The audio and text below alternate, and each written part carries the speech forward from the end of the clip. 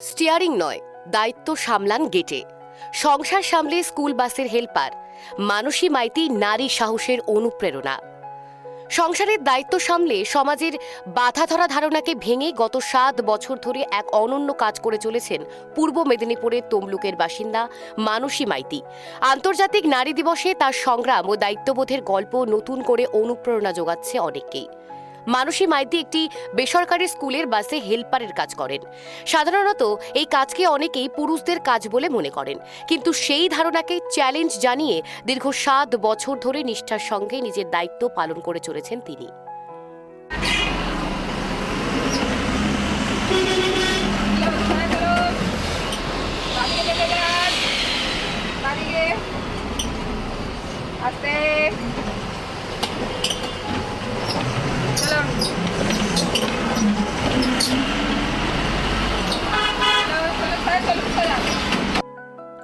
ভোর হতে শুরু হয় তার দিন।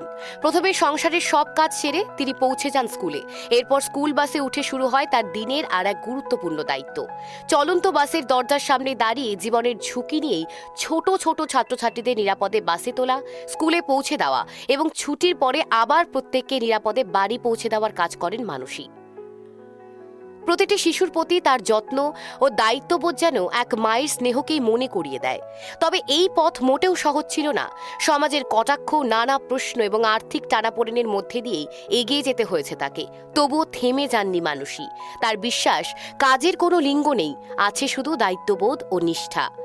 তবে মানুষের এই পথ মোটেও মসৃণ ছিল না। সমাজের কটাক্ষ, নানা প্রশ্ন, আর্থিক টানাপোড়েন সবকিছুর সঙ্গেই লড়াই করতে হয়েছে তাকে। অনেক সময় শুনতে হয়েছে নানা মন্তব্য, তবুও থেমে যাননি তিনি, বরং প্রতিটি বাধাকে শক্তি করে নিয়ে নিজের কাজের প্রতি আরও বেশি মনোনিবেশ করেছেন।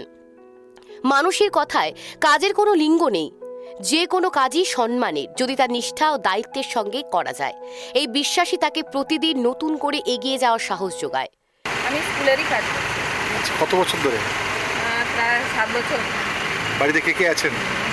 আমি আমার ছেলে। তমলুকের কোথায় স্কুল এটা? এটা তমলুক জেলা পাবলিক স্কুল, বাদামতলা।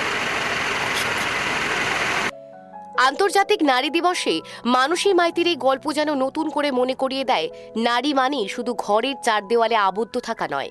নারী মানে শক্তি, সাহস, আত্মসম্মান এবং দায়িত্ববোধের প্রতীক। মানুষের মতো অসংখ্য নারী প্রতিদিন নিজেদের অদম্য পরিশ্রম, সাহস এবং মমতায় সমাজকে এগিয়ে নিয়ে চলেছেন। তাদের প্রত্যেকের সংগ্রাম ও সাফল্যের গল্পই আমাদের কাছে অনুপ্রেরণা। নারী দিবসে সেই সব সংগ্রামী নারীদের প্রতি জানাই আন্তরিক কুর্নিশ। তমলুক থেকে জাহাঙ্গীর বাদশার রিপোর্ট, KTV বাংলা।